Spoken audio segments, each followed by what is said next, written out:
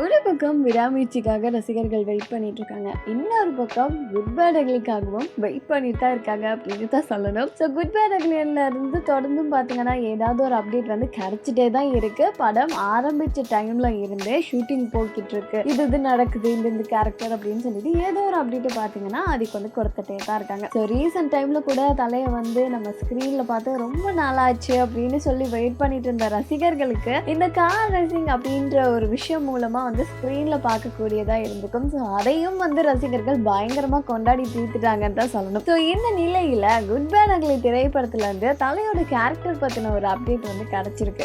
என்ன அப்படின்னு பாத்தீங்கன்னா, தலை வந்து சூப்பரான ஒரு வில்லன் கேரக்டர் இந்த திரைப்படத்துல பிளே பண்ணியிருக்காரு. ஸோ அவரை வில்லனா மறுபடியும் பார்க்க போறோம் அப்படின்ற மாதிரியான ஒரு தகவல் தான் வெளியாகி இருக்கு. ஸோ குட் பேட் அக்லில கண்டிப்பா வந்துட்டு டபுள் கேரக்டர் பிளே பண்றாரு. அண்ட் அதே மாதிரி ஒன்னு வந்து வில்லன் கேரக்டர், இன்னொன்னு வந்து சாதா கேரக்டர், அந்த மாதிரி தான் இருக்கு. வெயிட் பண்ணி பார்க்கலாம் திரைப்படம் எப்படி வந்து ஆடி கொடுக்க போறாரு நமக்கு அப்படின்றத. ஏன்னா அவர் வந்து ஒரு ரசிகனா கண்டிப்பா வந்து ரசிகர்களோட மனநிலையை புரிஞ்சுதான் வந்து ஒரு திரைப்படத்தை வந்து நமக்கு கொடுக்க நினைச்சிட்டு இருப்பாரு. ஸோ அப்படி என்னத்தை நமக்கு கொடுக்குறாரு அப்படின்றத வெயிட் பண்ணி பார்க்கலாம். யாரெல்லாம் வெறித்தனமா வெயிட் பண்றீங்க குட் பேட் அக்லிக்காக அப்படின்றத கமெண்ட்ஸ்ல சொல்லுங்க.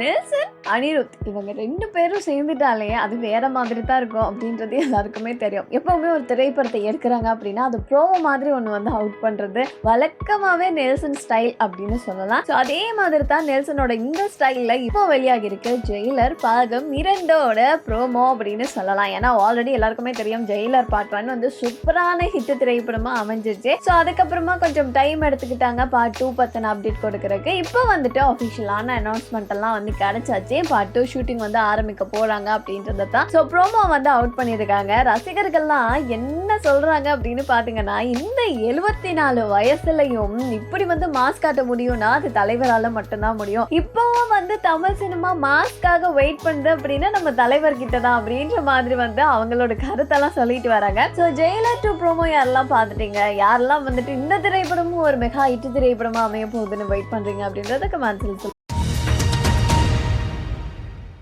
தளபதி விஜய் தமிழ் சினிமாவோட முன்னணி நடிகர்கள் ஒருத்தர் அப்படின்றது எல்லாருக்குமே தெரியும். இப்போ சினிமால இருந்து விலகி அரசியலுக்குள்ள வந்துட்டு போறாரு நம்ம தளபதி விஜய். இந்த நிலையில தான் இப்ப தைப்பொங்கலை முன்னிட்டு நம்ம தளபதி விஜய் வந்து அவரோட ஒரு குழுவோட சேர்ந்து தைப்பொங்கலை செலிப்ரேட் பண்ணியிருக்காரு. அந்த வீடியோஸ் வந்துட்டு இப்போ இணையதளத்துல வைரலா போய்கிட்டு இருக்கு. அந்த வகையில பாத்தீங்கன்னா விஜயோட மேலாளர் இருக்காருல்ல, அவர் தான் வந்துட்டு இந்த ஒரு ஜெகதீஷ் அவர் தான் வந்துட்டு தயாரிப்பு நிறுவனத்தை நடத்திட்டு வர்றாரு த ரூட் அப்படின்றது. இங்கதான் பாத்தீங்கன்னா இவங்க வந்துட்டு பொங்கல் கொண்டாடி இருக்காங்க. அதுவும் பாத்தீங்கன்னா கீர்த்தி சுரேஷ், கல்யாணி பிரியதர்ஷன், மமிதா பைஜோ, கதீர் இவங்க எல்லாருமே இந்த ஒரு பொங்கல் விழால கலந்துட்டு இருக்காங்க. ஸோ கீர்த்தி சுரேஷும் பாத்தீங்கன்னா அவங்களோட ஹஸ்பண்டோட கலந்துட்டு இருக்காங்க இந்த ஒரு பொங்கல் விழால. ஸோ போட்டோஸ் எல்லாம் வெளியாகிருக்கு, வீடியோஸ் எல்லாம் வெளியாகிருக்கு. தளபதி விஜய்க்காகவே இந்த ஒரு வீடியோ பாத்தீங்கன்னா வைரலா போய்கிட்டு இருக்கு.